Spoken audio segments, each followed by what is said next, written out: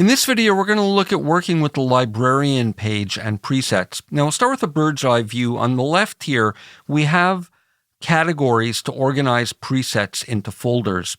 Now, in this part over here, we have history, filters, and search functions for narrowing down your preset list. And then here we have the results, the presets that are displayed based on the different criteria that you have with the filters here and what's selected here.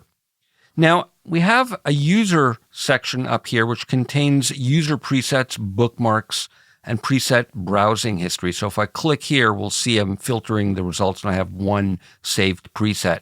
And then we can see a history, and that's the full view, and that's what I was at before. And I can hide or reveal it with that triangle. Now we have folders over here that contain the factory content as well as any custom preset folders. So this is the factory content. I don't have any custom ones at the moment, but I can click the plus sign and create a new folder or import expansions, as you can see, and I can hide or show with this triangle. And I can also right-click on here and create a new folder from there, as well as some other functions, which we'll get to. Now I have two different views. This is the default list view, but we can work in icon view when we click on that icon over there. Now here I have expansions, which list all the expansions that I have installed along with the preset count for each one of these expansions. Now, they can be marked as favorites, and that'll move them to their own section at the top of the folder list. So let's say I like chiptunes, and I often use a lot of presets from there. I can right-click on there, and I can go add to favorites, and now there's this new favorites section with its own controls showing the number of presets. I can hide or show it and view it in the two different view types. And maybe I like dance as well. I'm going to right click there and I can go add to favorites. So now they're both in the favorite list, and maybe crank 2. I can add those to the favorites as well. So when you have a lot of expansions and or custom folders, which we'll look at creating in a few minutes, instead of scrolling all around, you can keep your favorites pinned to the top. Now I can easily right click here and I can go remove from favorites, and you can of course customize what's shown in this section, and when the last one is removed, the actual favorites section itself disappears. Now we can hide folders as well. Like for example, let's say I don't use the Christmas 2013 library as much as maybe some of the others. I don't need it regularly. I can right click on there and go hide, and maybe I don't need the regular Christmas one as well. I can hide that, and I can make selections continuously by shift clicking. So maybe I don't like Halloween, Minimal House, and Minimal House 2. I can shift click there and it selects all three, and I can hide all three of those. And maybe I don't like more Cowbell. It's a funny name for one. And I can make non-contiguous selections by command clicking on the Mac, and that's control clicking on Windows. So maybe I'm going to select those three, and then I can right click and maybe favorite all those if I wanted to, or in this case, I'm going to hide those. Now, if I want to unhide a folder or view the hidden folders, I go in here to the eye icon at the end of the filters, and now I'm viewing the hidden folders. So I can easily just hide or reveal what's hidden from there. Now, if I want to remove them from the hidden folders, I can right click and I can go unhide. And again, I can shift click to make a contiguous selection, or command click, and that's control click on Windows for non-contiguous selections, and then right click and unhide them all. So now I'm viewing the hidden folders and there are none. So now I'm back to my default view. Now I can use this arrow over here to go backwards. Now we're seeing all the hidden folders, which are none, going backwards through my search history and my display history. And if I go forward, we're going to go back and now see everything again. So let's say I'm going to view just that one, and then maybe just that one. Now if I go back, it'll jump there, and then jump to everything. So backward and forward for undo and redo for the history of the search results.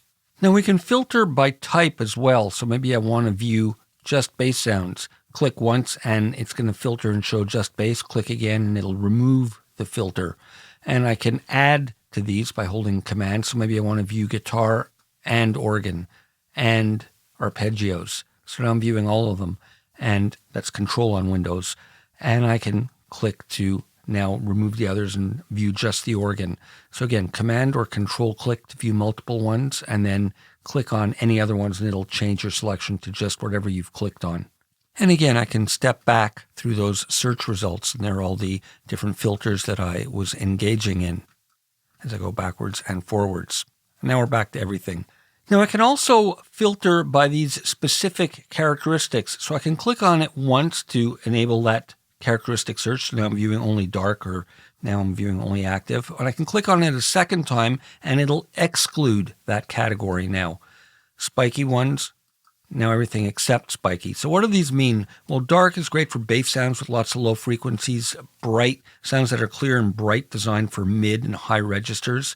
We have active for sounds that have movement in them, like panning or LFO-based modulation. Spiky ones are sounds that have a fast attack and a loud initial transient. Wide refers to the stereo separation with lots of width. And dirty, kind of a lo-fi sound that has some distortion or gritty, unclean characteristics or processing to it. And this we've seen is the eye icon to toggle the visibility for the hidden folders. And then we have the heart icon to show just favorited presets. And we'll look at that in a few minutes, but these are ones that I've favorited in the past. And there I'm excluding the favorited presets. So here, let's say I select atmosphere. I'm viewing all the atmosphere presets, but now I'm viewing only the ones that have the dark characteristics, or only the ones with bright, or maybe all of the atmospheres except for the ones with bright. Now we can use the search bar to search for presets by name. Maybe I'll type in analog, for example, hit return, and there are all the ones that have analog in it. Now I'm going to click here, and as I delete it, you'll see a history of the different searches that I've used before. Now there are some special characteristics here, like we can use this asterisk sign, and that will be used as a wildcard to match partial names. So for example, I'll go asterisk AN, and now I have angry, angels, Spanish, everything that has these letters in them, although it doesn't necessarily have to be, there's AN in there at the beginning of the name. Now, using this search bar as I am with regular text, I'm searching for presets. But if I begin the search with a backslash, I can search for folders instead of presets. So I can search the expansions. So let's say I type CH, I'm seeing just the expansions with that in the title. Or maybe I'm going to type AD, and there's the Advent ones. Now I can also combine folder and preset name searches for more results. So maybe I'm looking for riser, but I only want the ones that are in the Advent series. So I'm going to use the backslash and then type AD for Advent. And now I've got just the ones showing up in here.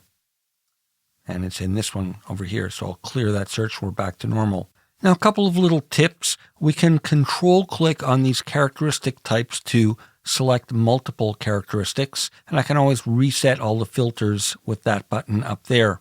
There, we're back to everything. So let's try that again there, and control click for wide and active, let's say, atmospheres. And I'll click here to reset everything back.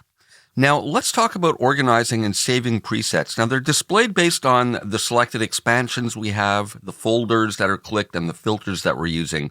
We can mark a preset as a favorite by clicking the heart icon. So let's say I like that one. I'm just going to click that there. And now if I filter by my favorites, I'll see that one added to my favorites. And I can click the heart there to remove it.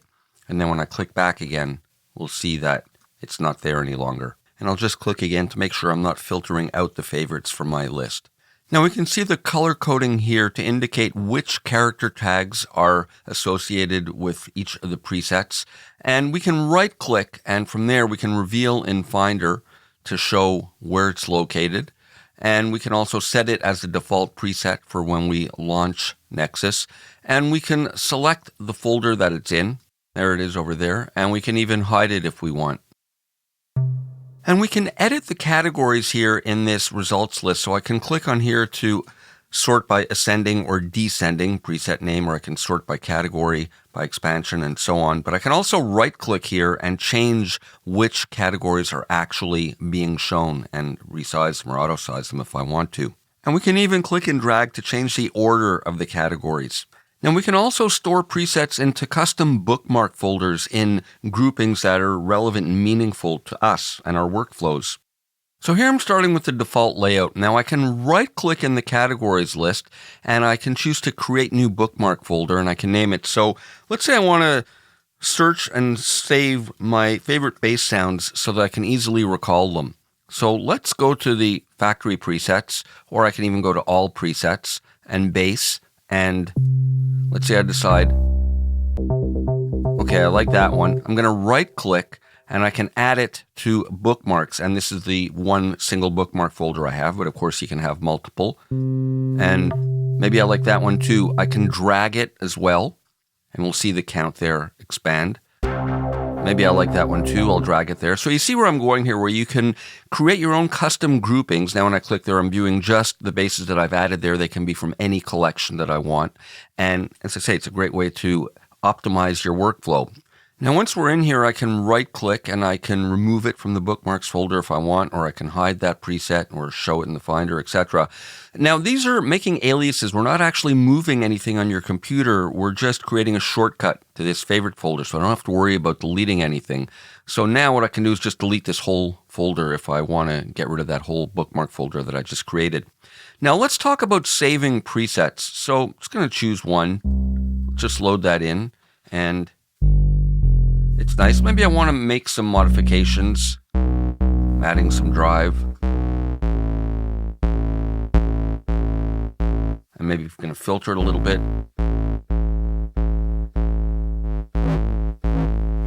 So let's say I like that and I want to save it as my own preset. I can go up here and click on this 3 dots and I can go Save User Preset.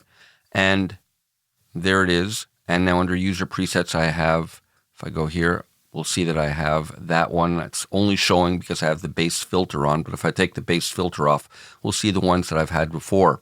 And then we can easily manage these by right-clicking. I can delete it, show the user preset folder in the Finder, etc. So let me just delete that one. And it's prompting me with a warning sign. So now I've just got the one that I've got saved from before. Now there are a couple of useful features in the header. I can load a preset in and I can favorite it or unfavorite it directly from there. I can go to next and previous. And I really like this one where it's a roll of the dice and it'll just call up a random preset. And you don't know what it's going to call up. But it could be inspiring and generate some nice ideas. And then from here we have a couple of other functions. We can always reset, import sound fonts, or reload the preset if we've made changes and want to revert to the factory version. And we can even load in templates for when we're creating our own sounds. And just a reminder, when you are creating your own sounds and using samples, the samples are stored separately from the presets, so make sure to back those up. So that wraps up our look at the Librarian window, and it wraps up our look at NEXUS5, a fantastic, versatile synth that can do pretty much anything you need. So have fun with it and make some great music. I hope you've enjoyed these videos. This is Eli Kranzberg signing out.